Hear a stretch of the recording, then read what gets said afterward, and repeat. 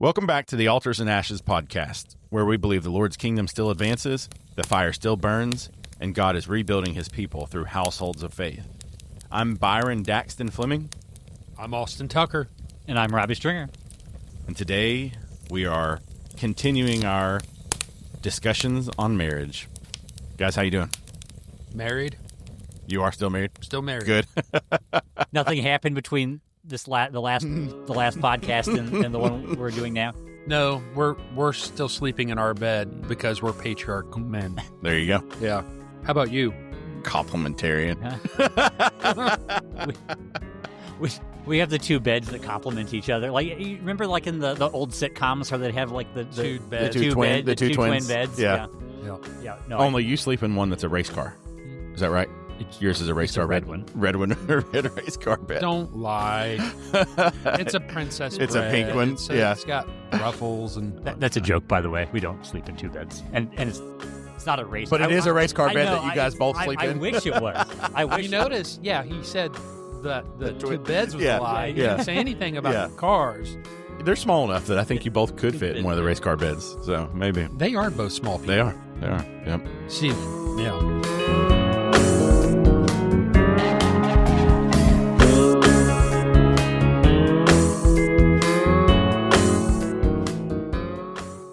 All right, so this episode we're talking about the fact that marriage is under siege, right? There are forces that are arrayed against the biblical family with unprecedented intensity. And so we live in a culture that glorifies sexual immorality, it belittles lifelong commitment, and systematically undermines the roles that we just last discussed in episode 16. And so the result is that we have fewer people marrying, more marriages failing, and even many intact marriages plagued by secret sins and spiritual emptiness. And so our task today is to shine a light on some of the greatest threats to marriage and chart a path of resistance. And so to put it plainly, Christians cannot be naive about these dangers. I think it shouldn't be a particularly surprising thing that, I think you mentioned like marriage is ending. Yeah. And yeah. I don't like when you have when you start doing things differently than the intention of something, it's not going to work. Mm-hmm. Like when you're not any device that you have, if you're not using for what it's designed for or in the way it's designed for, right, you're going to start having problems.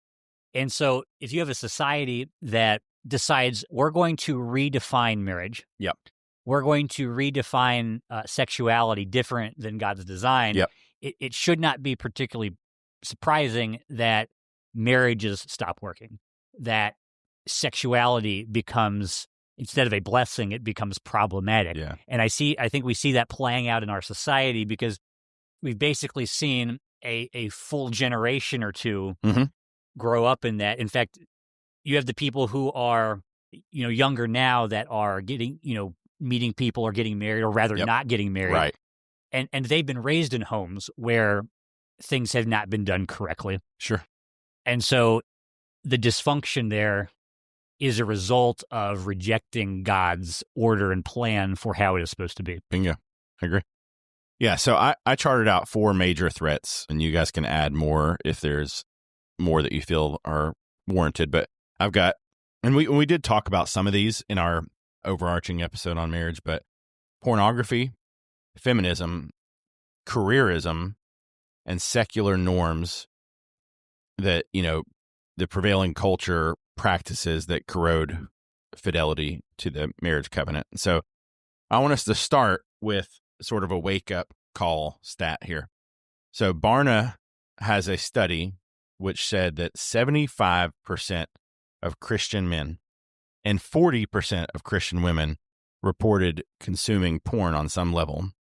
And over half of those who use porn say that they are comfortable with it. And these are Christians. And so that's a full-blown crisis. And I think likewise, feminism's impact on an entire generation has taught women to view patriarchy as evil, right? And that leads to marriages with struggles for power. And then, of course, we've talked about careerism too, how many families rarely ever eat a meal together because work on either side dominates their lives. And then when I say cultural pressures, I'm thinking of things like couples delaying or foregoing children for the pursuits of wealth or status or, being an Instagram, what do they call those? Influencer. Kind of, don't know why I couldn't think of that word. So what do you guys think about that stat that I threw out there on the Barna study? I think it's obvious. 75%. For the men, it's obvious. And for half the women, of them. Yeah. It don't feel like it should be obvious, but it has become obvious. And that's a shift in our culture where women have accepted the sexualization. Right. So, yeah. I do wonder if the real stats for both of those are higher yeah. because what you're saying is 75 and 40% are willing to admit it. Right. And so I wouldn't be surprised if it's higher. It's higher. Yeah. Which is sad, but yeah. I'm just honestly looking at it. Yeah. Well, I mean, it's essentially become like a commercialized adultery of the heart. You think about Matthew 5:28, where Jesus says, everyone who looks at a woman with lustful intent has already committed adultery with her in his heart. And Austin, you talked about, sort of having different types of adultery of the heart and then adultery and the actual fidelity of the marriage. But you can't get around the fact that it's a direct attack on the exclusivity of marriage.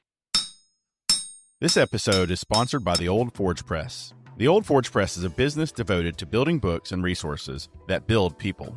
The Forge was born from a conviction that if the culture is crumbling, it is because the households have stopped building. So they create books, field manuals, and resources that help families recover the ancient order of worship, work, and warfare right where they live. And for listeners of Altars and Ashes, they've created 2 special bundles just for our listeners. First, we have the men's bundle, which includes Towers at War, The Dust We Leave Behind, and With Fire in Our Bones. Then we have the women's bundle, What Became of Claire Vaughn, The Dust We Leave Behind, and With Fire in Our Bones. Each book bundle is just $49.99, saving nearly $20. And every title is designed to form Christian households that last longer than trends. You can find both bundles right now at theoldforgepress.com, and we've linked them for you in the show notes. The Old Forge Press, books that burn, words that build, and lives that endure.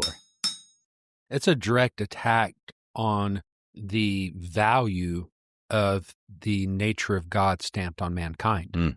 Because what you are in fact saying is, yes, I understand you're made in the image of God, but I want to enjoy you outside of God's image and purpose.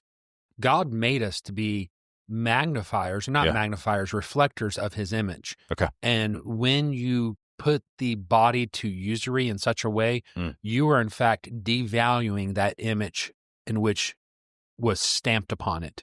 Yeah. I don't know. I said that weird. I don't know how to say that.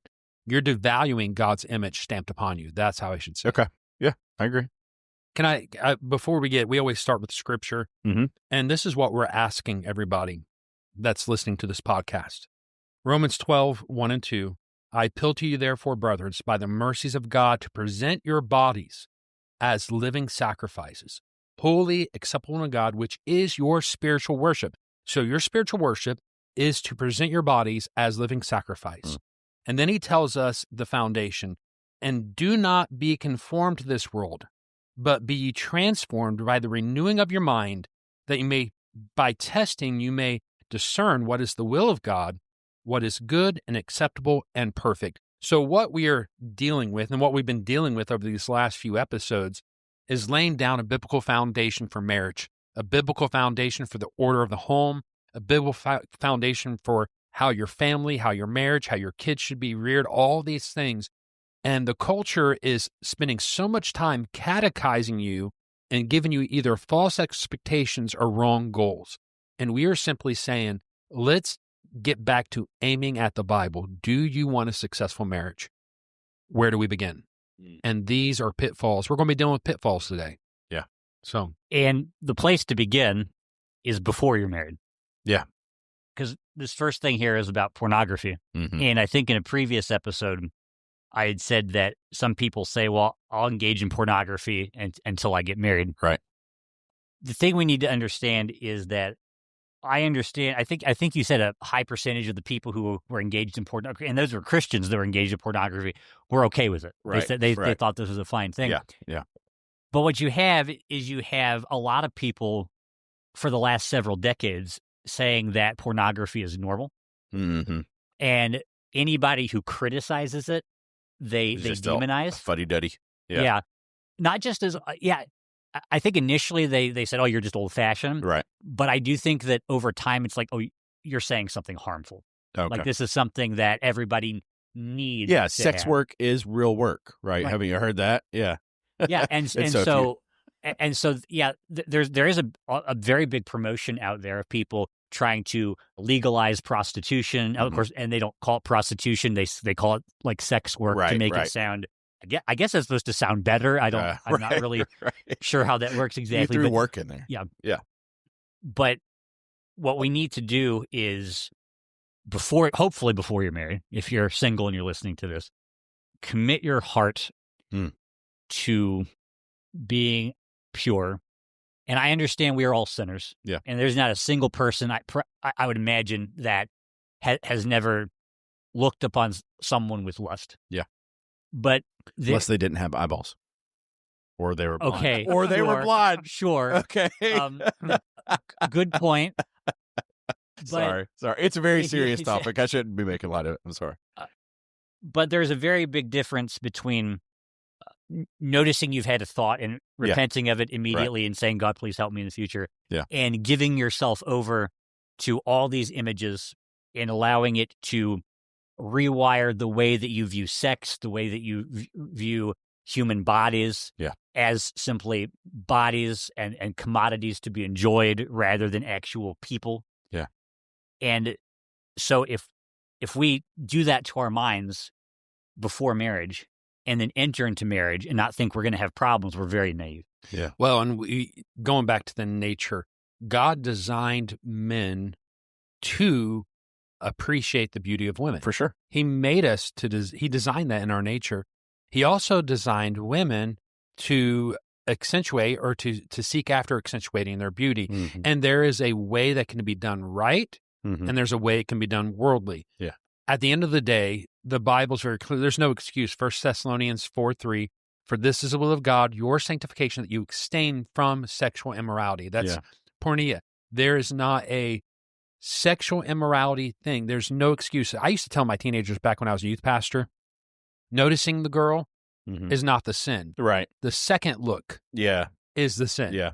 You know, if you notice her and you sanctify your walk and your eyes and you keep moving forward, but when you look back and lust upon her, then you've fallen in sin. Mm-hmm. So, I'm not saying we can't walk around with hands over our eyes, but ask yourself when you see, and it's funny because now that I'm getting older, I've seen some young ladies dress inappropriate, and I'm like, wow, that's why. Yeah. Where's their dad at? That's literally came across my mind, where that's you want your thoughts to be sanctified. What are you thinking when those things come across your eyes? Yeah. Wilson said something that it kind of threw me a little bit.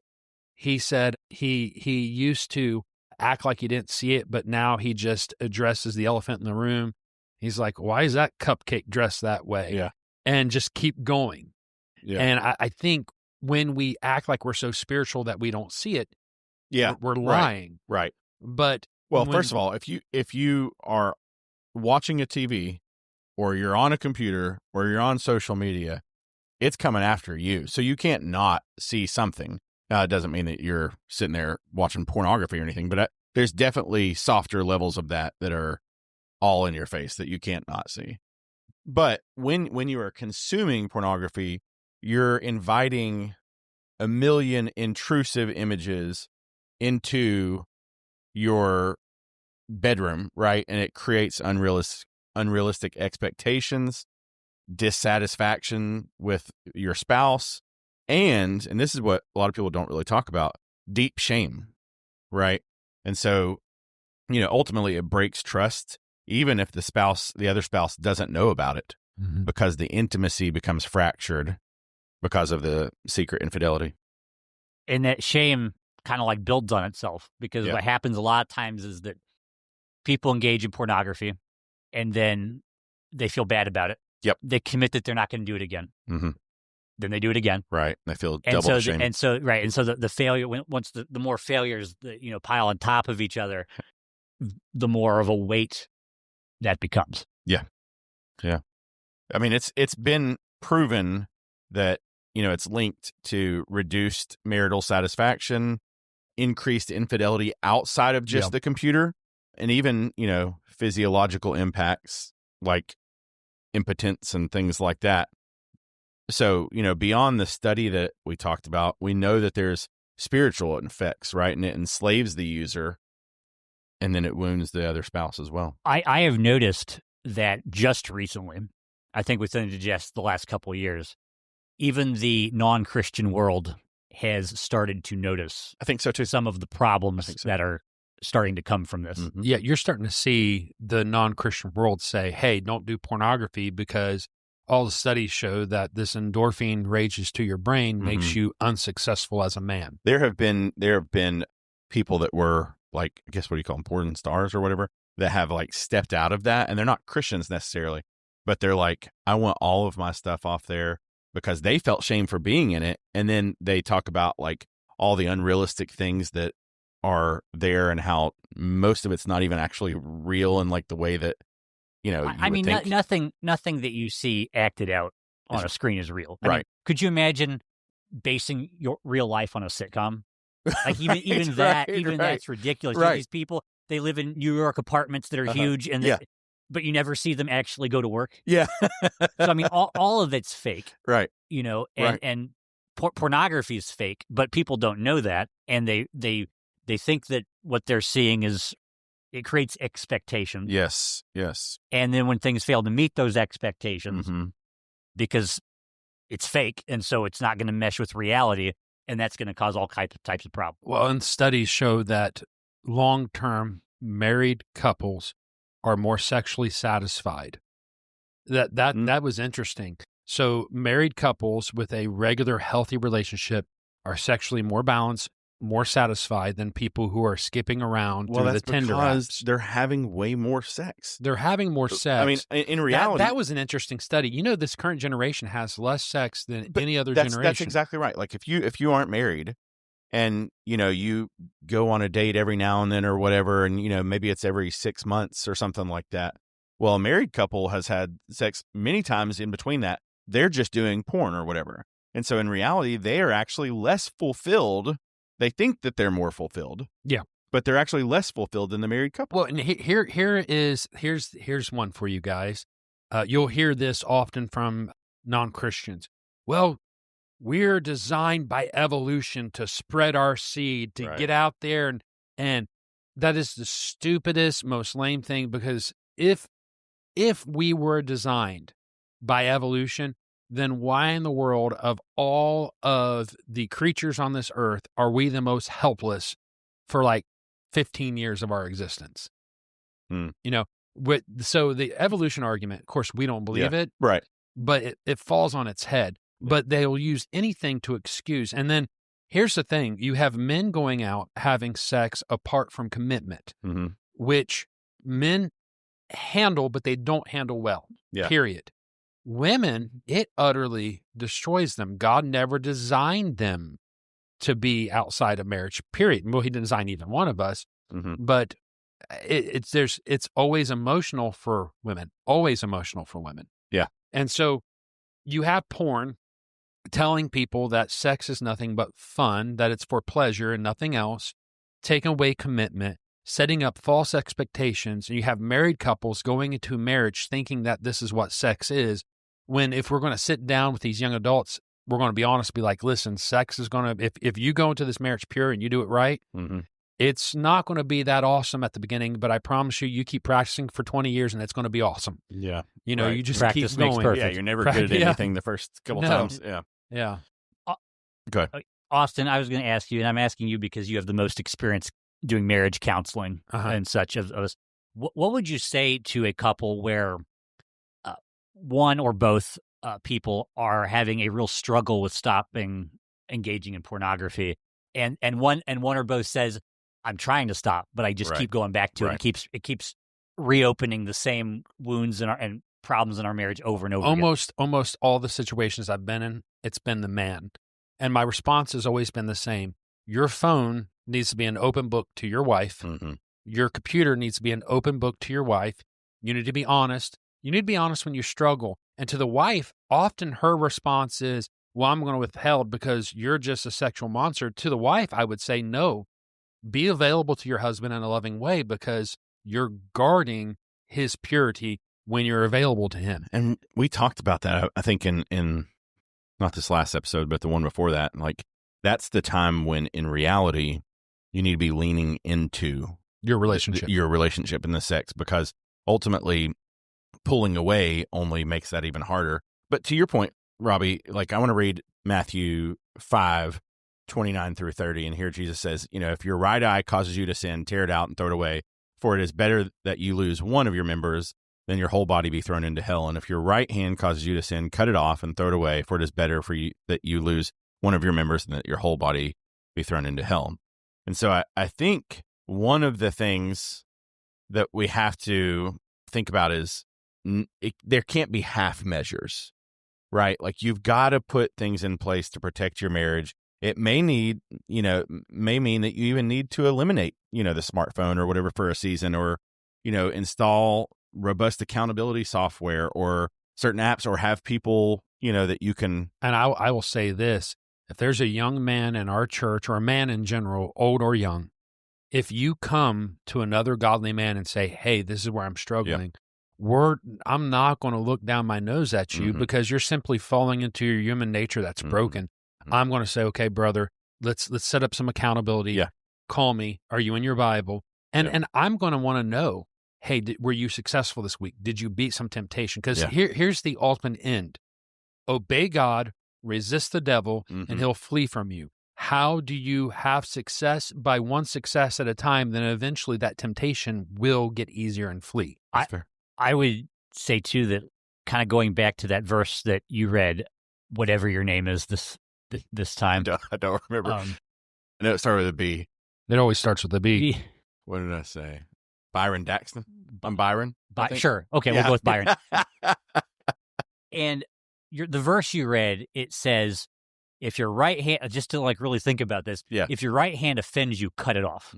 It says if your right eye offends you, cut it off. Pluck it out. Pluck it out, right. I'm going to cut mine out. I'm not going to pluck it. I'm going to cut it off. I do what I want. Yeah. But some people might read those verses and be like, that's pretty shocking. Did Jesus just tell me to mutilate myself? Right. And I think the answer is no. Yeah. What Jesus is doing is he is speaking in extremes to get a point across. And that is this. If there is a sin that you struggle with, what do you do to stop it? And the answer is whatever you have to. Yeah. Yeah, that's good. And so, there are some people who have a drinking problem, and they're like, I keep alcohol in the fridge just to prove some kind of point that I can I can resist. And it's like that's not stupid. a great idea. Yeah. So whatever you have to do, if the phones are a huge problem, they are, because you have them everywhere, and so it's not like you can. At least if you live like normal Americans live, you cannot leave the thing that is tempting you. Yeah. But you may have to. Well, you also really need to be honest about when do you fall into that? And then, because usually it's some sort of circumstance that puts you in a time or a place where you can do that. And so ultimately it might be that you need to, is it the devil's hands idle hands of the devil's workshop, right? Make sure that you're putting things in place that whenever those things arise, that you have some way to get out of that, right? And I think it's important, Austin, you mentioned having the accountability. One of the things that I think is the most tragic is that of those people, 82% of Christians struggling with porn said they had no one to help them. And so I think, just being able to have somebody to go to and say, I'm struggling. I keep falling back into this. If you're a member of Grace Point, you come to any one of these elders, we're not going to rip your head off. We're going to love you. We're going to also say, hey, let's put some guardrails in place. Right. Yeah, it's not good. We're going to tell you the truth. And then we're going to tell you and hey, every Thursday, I'm going to text you. Did you have victories this week? Were you tempted? How'd you handle it? And if you lie, you don't really want help. No. That's a good point. That's a great point. Yep. That is a very good point. Yep. And so what does that do, though, if somebody comes to you, as the elder, as the pastor, and says they want help, and then you catch them lying to you, what do you do? Well, I mean, just got to be honest. Like, do you really want to fix this? Right. Right. Yeah. At a certain point, as the scriptures say, you don't utter wisdom to a fool. Yeah. At a certain point, it's like, okay, you don't want to do right. Yeah. I think, and this is a super hard thing to do, I'm sure, but like, you got to confess the sin to God, bring it to your pastor, but you also got to bring it to your spouse, because you got to work on it as a team. And I know that means that we need to give some instruction to the women in this, because here's what I've discovered. Women, because of how they approach sexuality, it's he thinks I'm not enough. Yeah. He doesn't think I'm beautiful enough. Right. Obviously, he's not satisfied with me. Obviously, he doesn't love me enough. Obviously, I'm not enough. And I'm sitting there going, whoa, stop spinning out. Yeah. No, that has nothing to do with it. For him, it was a simple out. For most of the men, it's a simple release of sexual tension. Right. And it's like he doesn't care anything about that person on the screen. He don't care anything about that person. Right. Now, that doesn't excuse it. No, of course It's not. still sin. Right. But what happens is they bug out and separate. And like you said earlier, the opposite response would be the biblical response to lean into him. Yeah. In other words, like for ladies, I mean, it could be men too, but since it's more often this It's way, mostly men. So, but you know, you can always apply it the other way. Ladies, it's completely understandable why you're hurt. Yeah. Yes. Yep. It's completely understandable why you take it as a personal offense against you. I 100% understand that. And if that's something that you have dealt with or are dealing with, I am very sorry. And they should go to their pastor too. Yes, they can. It's something they need to work through as well. They should. Yeah. But Austin is right. It's not about you. It's their problem. Mm-hmm. It's the person who did its problem. Mm-hmm. You know, it's their sin, mm-hmm. and it's not a reflection of you and how you look or anything like that. And so we do need to say that. Now on top of that though, and I think this is where probably Austin's going to want to go next, is what do you do when you're in that situation? You're a spouse where you're the wife. It's been confessed to you that this is happening. Talk to the elders. And that's all you can really say, because every situation is going to be slightly. Yeah, it will. But, one of the things that I think about is what an opportunity. And I can only imagine that it certainly wouldn't feel this way. But from the outside perspective, in this moment, what an opportunity to be sanctified by God and to learn how to give grace too.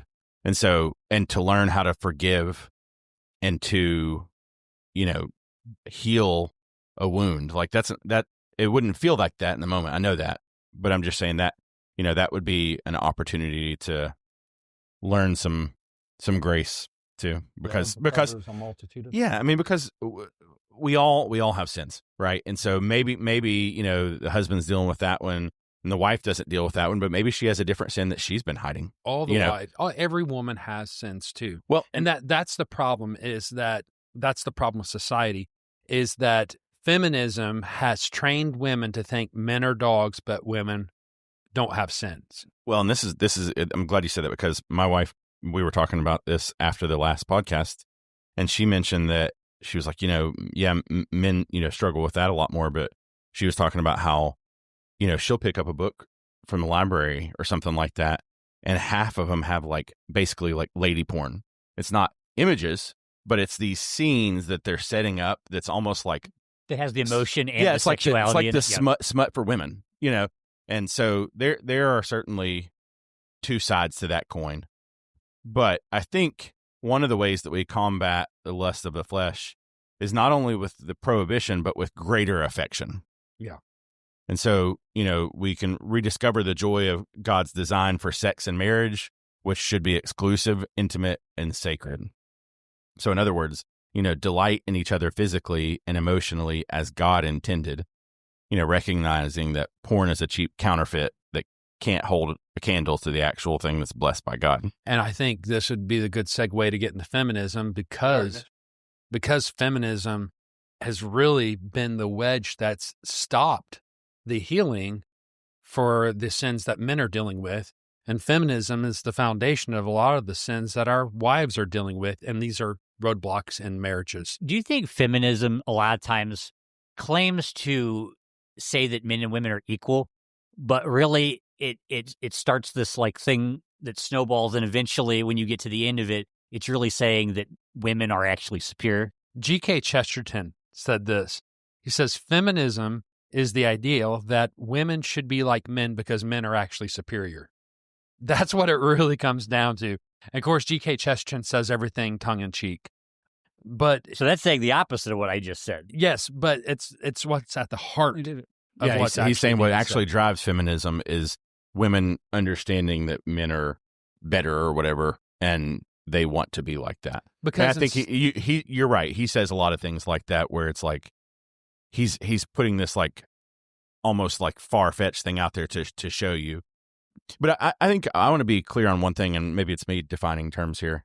So Robbie's gotten to me, but what I do want to be clear about is when we mention feminism, we're not talking about the basic idea that women have equal worth.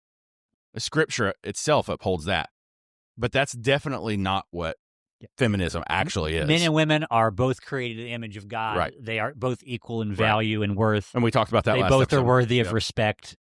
We 100% believe that. Agree with that. Yeah, affirm that. I do too, by the way. And even Austin. Wow. I thought I had to say that. Yeah. Okay.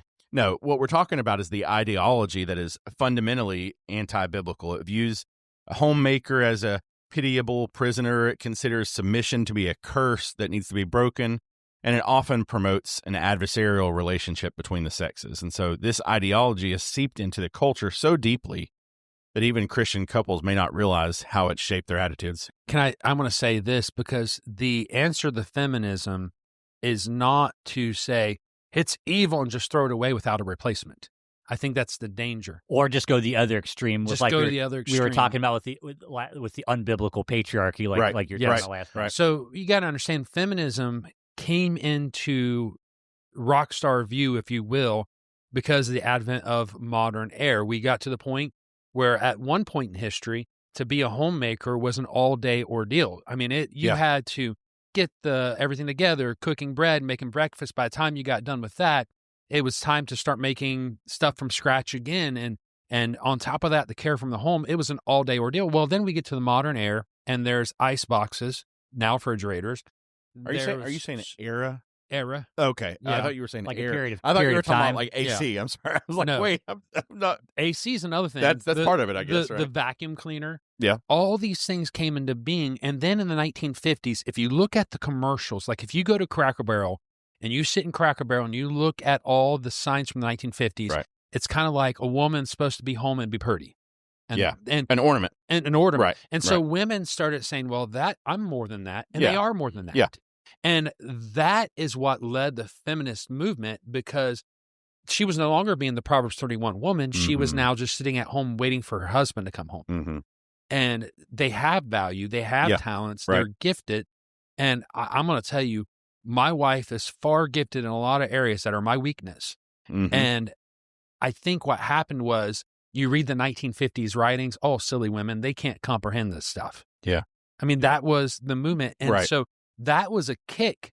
And it's funny because a lot of people go, well, let's get back to 1950s family when it was more biblical. It was not more biblical. Yeah. It was sinful in an entirely different way. Mm-hmm. So feminism was the answer to that, but it was the wrong answer. Yeah.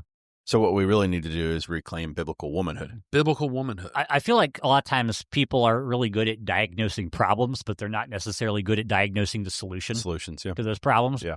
And I feel like a lot of terrible ideas were people trying to fix real problems and just making things worse. Right. That's fair. Yeah. So biblical patriarchy and even complementarian view, both of them have an answer to feminism that says, what is God's purpose? Whose image are you made in? Yeah. Now, where patriarchy would differ from complementarian, where complementarians tend to say, well, this is what a measure of a good man or Christian man and a Christian woman, and it's the exact same stuff. Mm-hmm. And that's somewhat true. Where patriarchy will go a little bit further and be like, we're the ones going to war. We're the ones, it will go a little bit further into the design of man and women. I need to be careful not to go off that. But the problem is feminism from first wave to the wave we're in now shifted from women having value and they can learn and be smart and therefore should, to women are superior.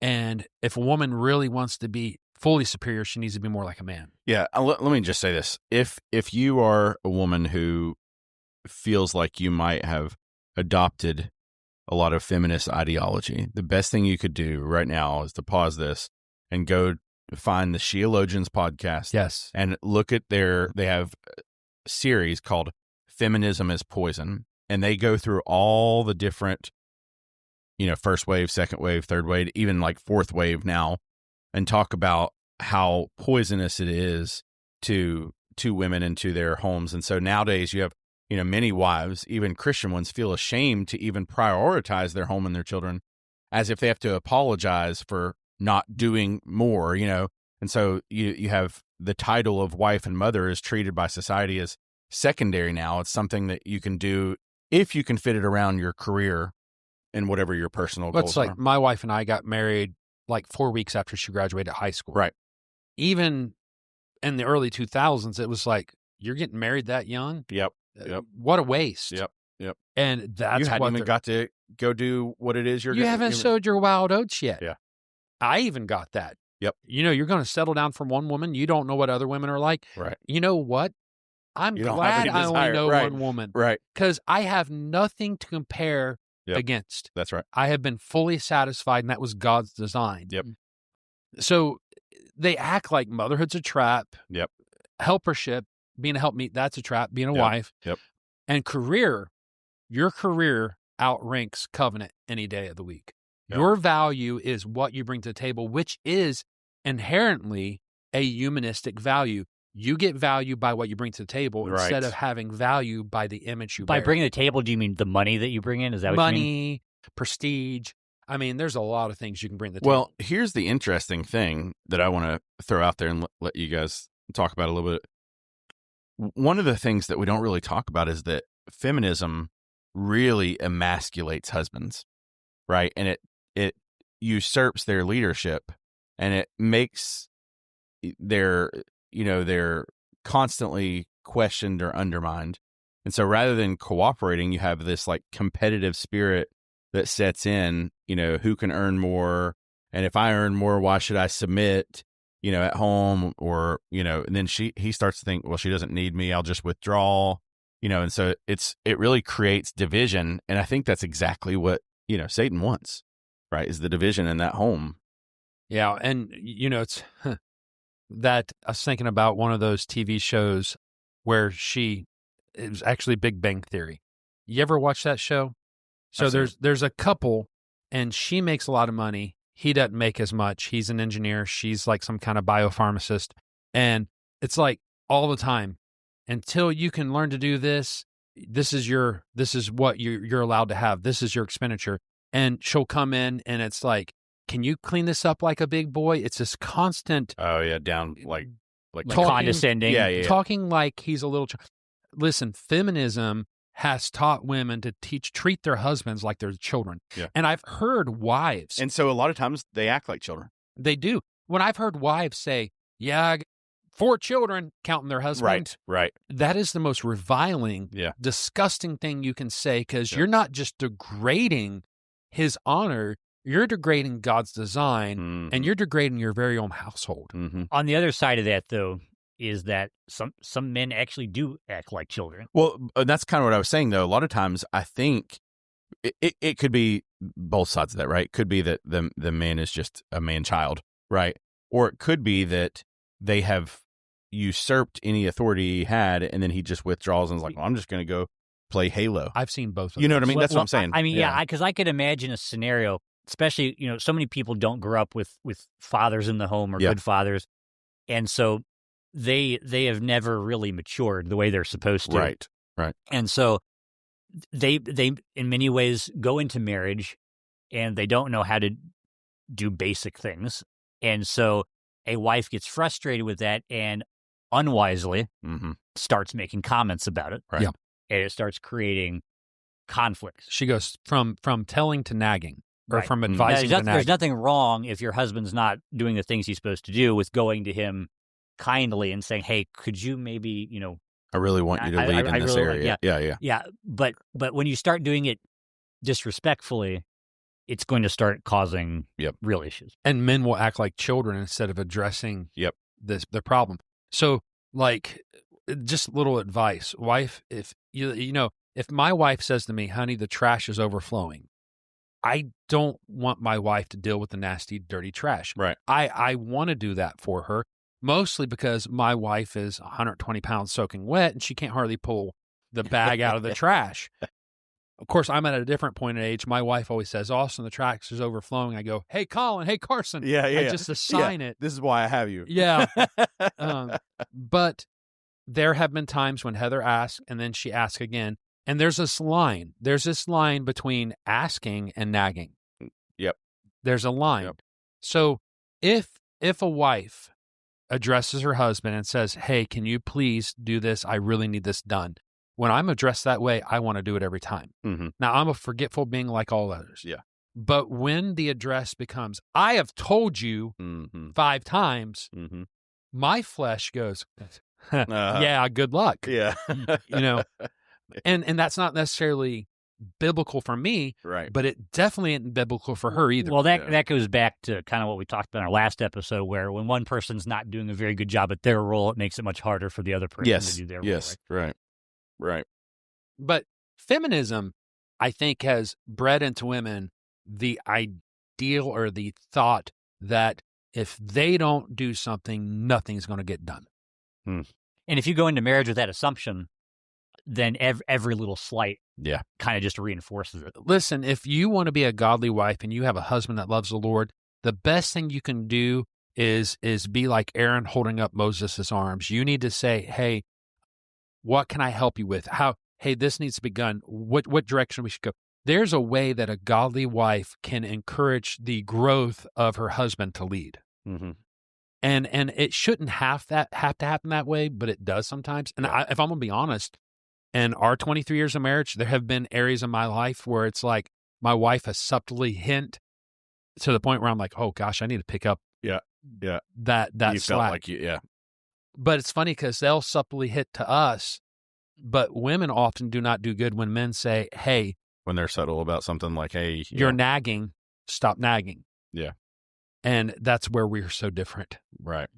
Well, we don't want to redo last podcast. No. Let's talk about careerism, right? And of course, making a good living is commendable, but worshiping a career is idolatry.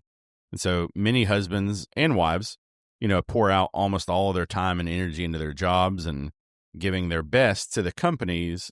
And then, the leftovers go to the spouse and children. I think that one of the problems is when you start defining yourself by your career, and that's who you are, rather than seeing it as one of the callings of God in your life. An aspect of your life. So we are supposed to work. Yeah.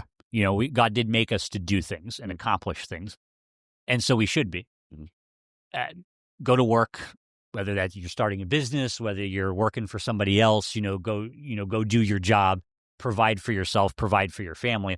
But of course, that's not the only, and God's called you to do that, but that's not the only thing God's called you. God's also calling you to, if you're married, God's also calling you to be a husband. And so you need to be a success at that, just like you want to be a success at your job. Your dad, in a sermon he preached years ago, gave an illustration that stuck with me all these years. He tells a story. This Brother Robbie's dad. Brother Robbie's dad has been a minister, 50 years, 40 years, something like that. Probably, yeah. Probably 50. So he told a story back in my Bible college days about a preacher, a pastor who he was friends with, and that this pastor was fun. And like all of his pastor friends like hanging out with him, and like everybody who knew him that way, that he was this great guy to hang out with, super laid back. He said he showed up to his funeral, and the kids were like, yeah, Dad was always really quiet to himself. We never really knew what was going through his mind. Dad was always kind of just, locking himself in the room and hiding away. So he was two different people. He was two different people. And he said something to the effect of, he was talking about family being our first ministry. He was saying something to the effect of, what a shame that the kids did not know the fun, relaxed side of their dad. Yeah. And I think that happens in careerism. There is a couple, and I'm not going to say their name. The wife was working in Publix, and she was working in that help desk at Publix. Yeah, like customer service or something. If you're somewhere outside the South, that's like the supreme food market that's overpriced. It'd be like Kroger's in like very much Midwest. Yeah. So anyways, she's the person that works that help desk all day long. And her husband, his love language is joking. Cracking jokes. And the entire time they were dating, that's what made her fall in love with him. Right. They're newlyweds. He comes home. He cracks a joke, and her response is, I have had to put on a smile all day for people that have been getting on my nerves. I don't have it in me right now. I'm sorry. In some ways, that's honest, and there's not a sin in that. But in another way, you see women or men who emotionally empty themselves out so much that there's nothing left for their spouse or children. Right. That's what I was getting at. Yep. That's the danger. Yeah. Yeah. Well, and there, it's a career first mentality that permeates our society. And so I like, Mark 8:36, Jesus asked, what will it profit a man if he gains the whole world and forfeit his soul? And we could sort of adapt that for marriage and say, what will it profit you to climb the corporate ladder if you lose your marriage in the process? Yeah. Yep. Well, and back to our order of mores, disordered love is the cause of all sin. Your career is not a bad thing, but when you love it more than the Lord and more than your first ministries, then it does become a bad thing. Yeah. And I mean, here's the thing too. It's not just a job, because the way that we treat it is as an idol. We treat it as, the job is a means to success. And so we end up idolizing success, and that ends up becoming our identity and our worth, like you talked about, Robbie. And so it's more than just the paycheck or the title. It's usually the applaud and the success that comes with it. With careerism, here's another speed bump or major hurdle. I have a work husband named Robbie. You wish. No, that my work wife, my work husband. Yeah. That tells you that you're emotionally investing more there. Now, do not write an article about that. I know people that have written an article about that. Almost lost their job. Almost lost their job because they said something similar to that. So don't ever write an article. I can write articles like that do all whatever day. You want. Robbie, say well, your wife literally works at the. I do have a work wife. You do have a work wife. He's like, oh yeah, I forgot about her. I do have a work wife. Hey, let me tell you something. The pastor's office. Oh no! I got a staff member who comes in and kisses me all the time. It's a good thing, and she's my wife. Somebody can cut that and get me in trouble, Yeah. Staff member comes into his office and kisses him. What?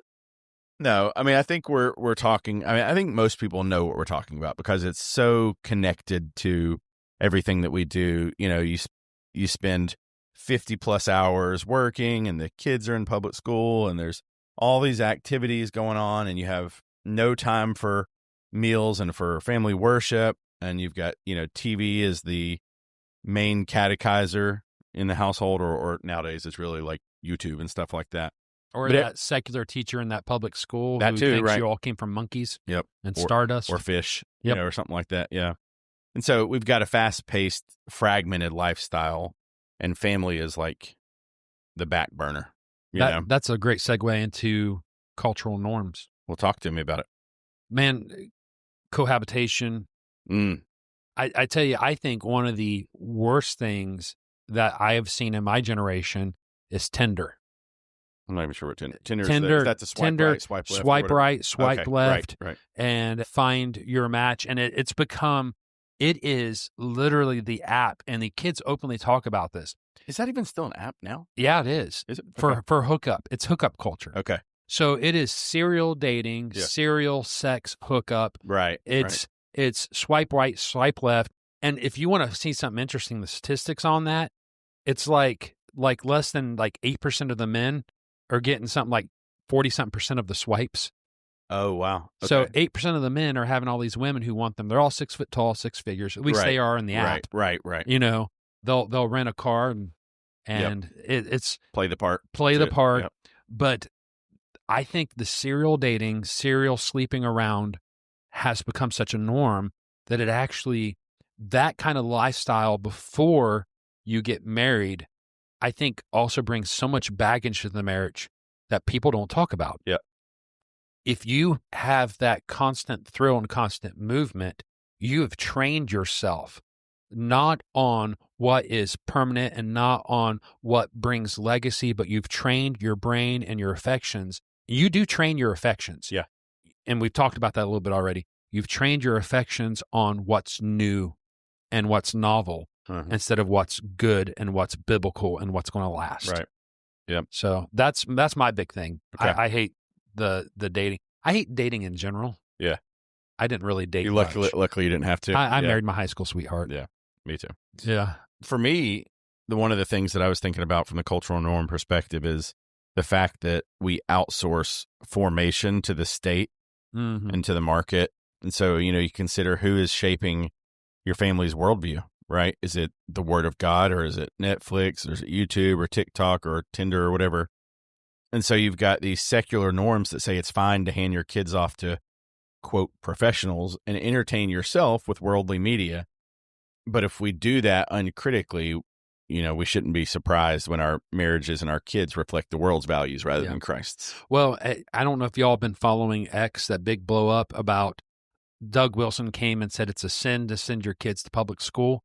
And you have Reformed brothers on both sides going, that's ridiculous. It's not a sin. Mm-hmm. I'm going to caveat that with it more than likely is a sin. Yeah. It's not, and there's some cultures in the South where the public schools are so small and Christianized still, but that is not the norm for public schools in the United States anymore. Yeah. They are God-hating. They're teaching your children not about abstaining, not about the beauty of sex, but about safe sex and telling them that it's normal. They're telling your daughters that, they need to be more manly. They're telling the men they need to be more girly. The entire education, the entire educational blueprint is feminine to begin with. Oh yeah, for sure.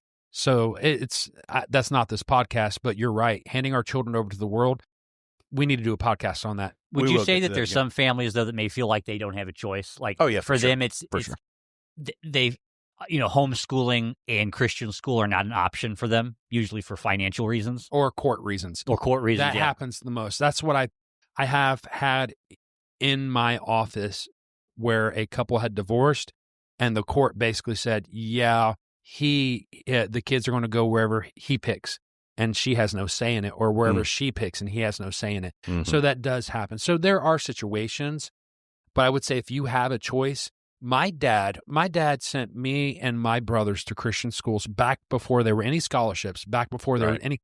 And my dad would always say the same line. He would tell the family, we will live in a tent and we will ride bicycles before I have you educated by the world. And he meant it. And I am so grateful. And I remember when Kendall, my youngest brother, graduated from a Christian school out there, and my dad actually wrote down a number. He had figured out how much he had spent. And it was something like $200,000 on me and my brother's education. And let me tell you something. He wouldn't have done it over again, would he? I wouldn't. He wouldn't have done it any different. Yep. I praise God that I had the education I had. Yeah. What do you think? Any cultural, pressures that we didn't touch on? Fatherlessness. I would say, fatherlessness is a huge problem. I think we've mentioned that before because, that's like. And Robbie, what group would you say it's the biggest problem for? People without fathers. It's fair. It's fair. Because that's where you get an idea of. I think fatherlessness is a problem in two ways, because on the one hand, it's a problem in your own upbringing because there's so many things that a father brings to you, that discipline, that counsel, all of that things. But then when you grow up and you're an adult, if you're going to try to be a father, you did not have that example to go by. Or sometimes people have very poor fathers and they've had a very bad example. Yeah. And so because we have more and more people growing up in those fatherless situations, I think it's multiplying problems. Yeah. You have on here on your list therapy as a religion.